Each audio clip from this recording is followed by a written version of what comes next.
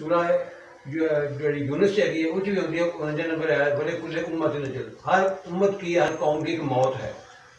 نہیں یہ نہیں موت اجل کے معنی موت نہیں، ٹائم مقرر ہے، ٹائم مقرر. وقت مقرر ہے. یہ کی مطلب ہے؟ اس کا مطلب یہ ہے کہ ہر امت کو، ہر شخص کو، ہر گروہ کو اس دنیا میں کام کرنے کی ایک مہلت ملی ہوئی ہے. جی اگر اپنی اس مہلت کے اندر وہ اپنا فریضہ ادا کرے گا، وہ امت، وہ قوم اپنا فریضہ ادا کرے، حقوق ادا کرے، حقوق اللہ ادا کرے، حقوق العباد کو ادا کرے، تو دوسری جگہ پڑھو پھر اس کو سورہ نوح کے اندر پڑھو. سورہ نوح کے اندر نوح علیہ السلام کی وہ تقریر پڑھو جس میں وہ کہتے ہیں کہ لوگوں اپنی قوم سے کہتے ہیں استغفار کرو، اللہ کی طرف میں جھک جاؤ، وہ تمہیں مہلت دے دے گا.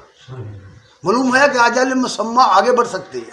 اور حدیث میں نبی کریم صلی اللہ علیہ وسلم نے فرمایا کہ دعا قضا کو ٹالتی، صدقہ بلا کو ٹالتا ہے. سنا ہے نا آپ نے؟ تو اس کا یہی مطلب ہے کہ اگر آپ اچھے کام کریں گے، نیک کام کریں گے، بچ کے رہیں گے، جس طرح میں نے پہلے کہہ دیا، تو وہ کیا ہے بچ کے رہنا؟ اصول حکمت میں تو یہ ہے، طب کے اصول میں یہ ہے کہ افزان صحت کے اصول اپنائیں، آپ کی عمر بڑھ جائے گی. کیا وجہ ہے کہ یورپ کے لوگوں کی اوسط عمر زیادہ ہے ہمارے سے؟ وجہ کیا ہے بھائی؟ وہ ان اصولوں کی پابندی کرتے ہیں، اس لیے وہ ہم سے آگے ہیں، اور ہم نہیں کرتے. ہم تو جو چاہے کھاتے پیتے جاتے ہیں، نہیں دیکھتے یہ کیا ہے، جائز ہے ناجائز ہے، کیا کرتے. اس حوالے سے مہلت عمر ہے، اس کی دو چیزیں ذرا غور کرو. ایک جگہ فرمایا وَمَا كَانَ لِنَفْسٍ أَن تَمُوتَ إِلَّا بِإِذْنِ اللَّهِ كِتَابًا مُّؤَجَّلًا.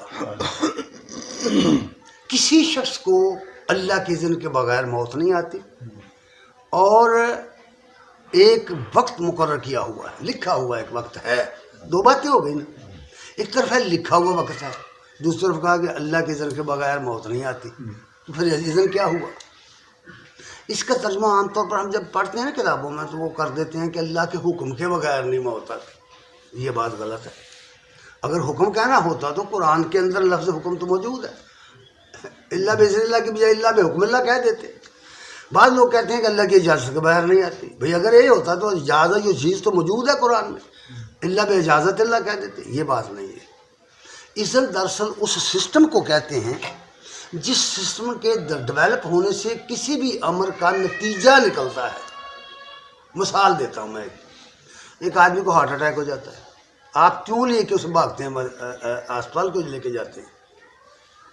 یہ اسپتال کیوں بنائے ہیں ہم نے؟ یہ تقدیر کے خلاف لڑنے کے لیے نہیں ہے.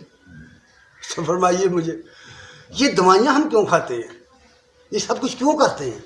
اس لیے کہ جب کوئی شخص ہارٹ اٹیک کا شکار ہوتا ہے، اس پر حملہ ہوا ہے، ہم کوشش کرتے ہیں کہ یہ بچ جائے، پیچھے آئے، اس کا اثر زائل ہو جائے. اب ڈاکٹر آتے ہیں، وہ اس کو دوائیاں لگاتے ہیں، اس کو آکسیجن دیتے ہیں وغیرہ وغیرہ، پھر وہ بچ جاتا ہے. کئی مرتبہ ایسا ہوتا ہے بچ جاتا ہے. وہ اذن کے دائرے میں آ گیا تھا جہاں موت آتی تھی.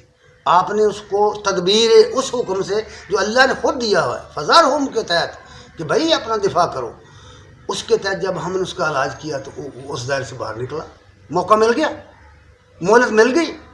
پتہ نہیں کب تک جیے گا. میں اپنا ایک واقعہ بیان کر دیتا ہوں. 27 جنوری 2013 کو مجھے ہارٹ اٹیک ہو گیا. رات کا وقت تھا، 12-1 کا ٹائم تھا. مجھے تکلیف شروع ہوئی. میں نے اپنے بیٹے سے کہا کہ ڈاکٹر سے رابطہ کرو. وہ کہتا ہے کہ بھائی اس ڈاکٹر تو نہیں سنتے، اس کو کون سنے گا؟ میں نے کہا تو میرے فون پہ بات کرے سنے گا. اس نے جگایا، ڈاکٹر کو پوچھا، میں نے علامات بتانے. اس نے کہا بھاگو بھائی جلدی کرو، آپ کو اٹیک شروع ہو گیا ہے. اور 15-20-30 منٹ لگے جی ہمیں ہمارے گھر سے دور. کارڈیالوجی پہنچے. کارڈیالوجی جا کر کے مجھے اٹیک ہو گیا. اب وہ جو ڈاکٹروں کا طریقہ ہے، وہ ٹائم 2 بجے کا تھا تو ڈاکٹر فارغ تھے شاید، یا کیا وجہ ہے، یا اللہ تعالیٰ نے اسباب پیدا کرنے ہوتے ہیں. وہ 4-5 ڈاکٹر سینئر ڈاکٹر بھی آ گئے. اب جب انہوں نے مجھے مشینیں وہ لگا دی اور سارا چیک کیا تو مجھے اس نے کہا کہ انکل کیا حال ہے آپ کا؟ میں نے کہا بالکل ٹھیک ہوں، مجھے کچھ بھی نہیں ہے. اس نے اس طرح اپنے سر کی طرف اشارہ کر کے نا دوسرے ڈاکٹر سے کہا کہ یہ مینٹلی جو ہے نا مینٹلی طور پر یہ محسوس نہیں کر رہا. مجھے بھی کچھ واقعی احساس نہیں تھا، نہ کچھ درد ہو رہا ہے، کچھ بھی نہیں ہو رہا. مجھے اس وقت اندازہ ہوا کہ دراصل میرا دل فیل ہو چکا ہے جب اس نے میرے سینے میں زور زور سے مکے مارنے شروع کر دیے. ہنوز مجھے اندازہ ہو کہ یہ تو کام خراب ہو. اللہ کی حکمت ہے. ایک قدم آگے جاتا تو موت تھی, ایک پیچھے آیا تو بچ گیا. اچھا جی, اس کے بعد میری انجیوگرافی ہوئی, انجیوپلاسٹی ہو گئی. وہ ڈاکٹر صاحب مجھے کہنے لگے, میرے ایک دوست تھے ڈاکٹر صاحب, وہ کہتے ہیں کہ زیادہ سے زیادہ یہ جو آپ کو اسٹنٹ ڈالا گیا ہے نا, یہ 2018 تک چلے گا. میں نے کہا چھوڑو یار, یہ تو بات ہو گئی, اللہ کے اختیار میں چیزیں. 18 بھی آیا, 19 بھی آیا, 20 بھی گزر گئے. ٹھیک ہے نا جی. اصل بات یہ ہے کہ وہ اذن جو ہوتا ہے وہ سسٹم ہے جس کے اندر کوئی عمل نتیجہ خیز ہوتا ہے. جب ہم اس میں جاتے ہیں, اگر اس کو ہم نے اس طریقے پر کوشش کر کے جو اللہ تعالیٰ نے بھی ہمیں بتایا ہے, اللہ کے رسول نے بھی ہمیں بتایا ہے کہ علاج کرو, بیماریوں کے علاج کرنے کا حکم ہے. خود نبی صلی اللہ علیہ وسلم نے اپنے علاج کیے ہیں, لوگوں کو علاج بتائے ہیں نا. کیوں؟ اس لیے کہ ایسا ہو سکتا ہے. دوسری بات یہ کہ استغفار کرو, اپنے رب کی طرف رجوع کرو. اس کا وعدہ ہے, سورہ نوح میں پڑھو آپ, اس میں پڑھیں اور یہ راز کھل جائے گا کہ پیغمبر اللہ کا رسول کہہ رہا ہے لوگوں توبہ کر لو, لوگوں اپنے رب سے معافی مانگ لو, وہ تمہاری مہلت عمر بڑھا دے گا. اور ہماری حدیثوں میں بھی یہ نبی صلی اللہ علیہ وسلم نے یہی فرمایا کہ اگر تم خیرات کرو گے, لوگوں کی مدد کرو گے, دعا کرو گے تو قضا ٹل جائے گی. جو فیصلے ہیں وہ کچھ مدت کے لیے. اب رہ گیا کتاب مؤجلہ. ایسا تو ہو ہی نہیں سکتا کہ تم زندہ ہی رہو, یہ نہیں ہو سکتا. کیوں؟ اس لیے کلو شین ہالک الا بوجہ, کہ اللہ کی ہستی کے سوا کوئی شے باقی نہیں رہے گی, ہر شے ہلاک ہو جائے گی. کل من علیہا فان ویبقی وجہ ربک ذو الجلال والاکرام. ہر چیز فانی ہے یہاں کی, تیرے رب کی ذات جلال والاکرام والی باقی رہے گی. باقی تو ہر شے فنا ہو جائے گی. یہ زمین نہیں رہے گی, یا آسمان نہیں رہے گا, یہ سب کچھ بدل جائے گا. سر یہ ازن جتے کم بیزن اللہ والے میں نے چندر انداز کی سارے وہ کہا کہ تم میرے حکم سے, کم بیزن اللہ کہتے ہیں, میں نے حکم چاہ گیا نا. نہیں حکم نہیں, ایزا نہیں ہے, وہاں بھی ایزا نہیں ہے. یہ ایزا نہیں ہے کہ جو طریقہ اللہ کا بندوں کو زندہ کرنے کا ہے, جو مارنے کا, وہی طریقہ استعمال ہوگا. یاد رکھیے, اس بات کو بہت باریکی سے سمجھنے کی کوشش کریں آپ.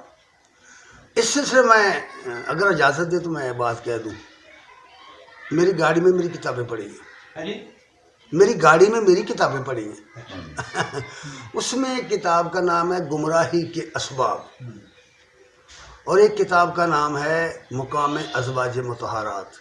یہ گمراہی کے اسباب جو ہیں کتاب, اس کے اندر سے حاصل بحث لفظ ازن پر کی گئی, اور اس میں آیات نقل کی گئی ہیں, حدیث نقل کی گئی ہیں, اور دکھایا گیا ہے کہ اس کا اصل مقصد کیا ہے, مطلب کیا ہوتا ہے.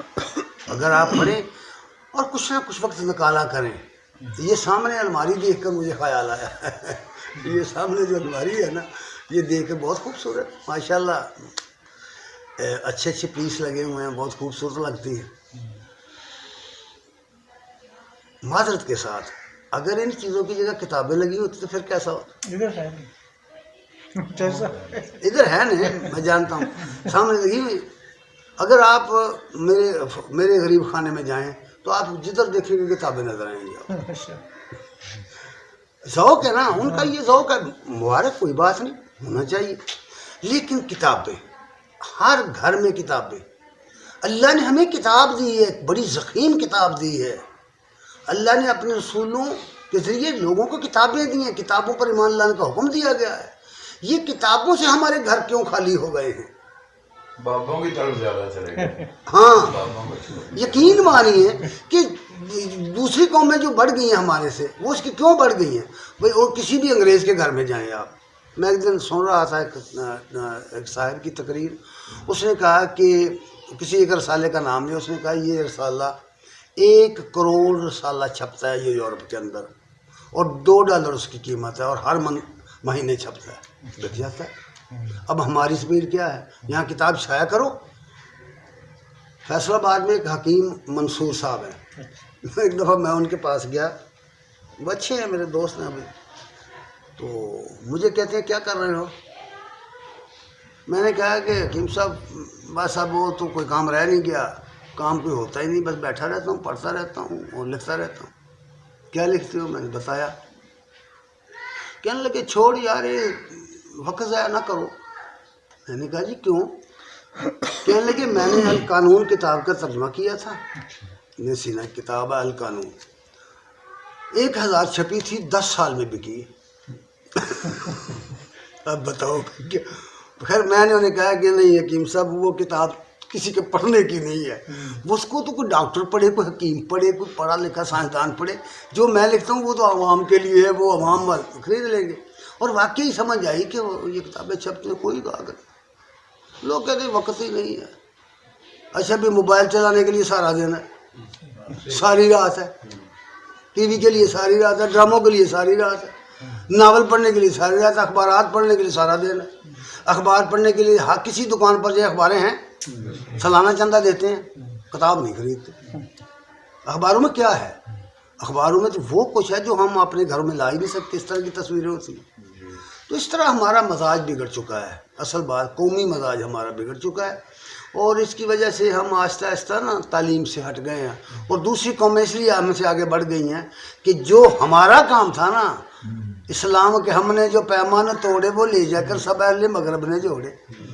ایمان نہیں لائے، دنیا بنانے کے لیے اس پر عمل کر رہے ہیں اور وہ کامیاب ہیں. تو اصل بات یہ ہے. اللہ تعالیٰ یہ ہے. پچھلے دن خبر سی اخبار شہزادہ چارلس نے برطانیہ میں کہڑا شہر سے